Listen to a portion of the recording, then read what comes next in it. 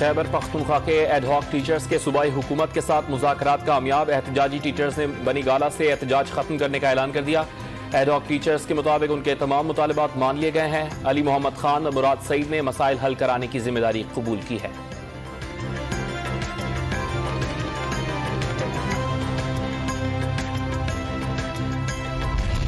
دس سیٹوں والے اسپیکر نے اسمبلی کو یرغمال بنایا ہوا ہے۔ پنجاب اسمبلی کا ایوان اقبال میں اجلاس افسوسناک ہے۔ لیگی رکن اسمبلی عظمہ بخاری کی میڈیا سے گفتگو، کہا قائد انقلاب رانا ثناء اللہ کے ڈر سے ویڈیو لنک پر خطابات کر رہے ہیں۔ بد زبان ترجمان کو غصہ ہے کہ ان کی سیاست ختم ہو گئی۔ اردو یونیورسٹی کراچی کے گلشن کیمپس میں 2 طلبہ تنظیموں میں تصادم، ڈنڈوں کے وار سے متعدد افراد زخمی۔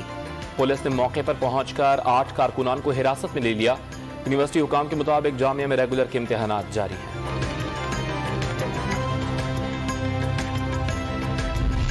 مظفر گڑھ کے علاقے کوٹ ادو میں آسمانی بجلی گرنے سے 2 بھائی اور 1 خاتون جاں بحق۔ شناخت 8 سالہ زہیب، 17 سالہ شاہد اور 46 سالہ حمیدہ بی بی کے نام سے ہوئی۔ آسمانی بجلی گرنے سے 19 سالہ لڑکی زخمی بھی ہوئی۔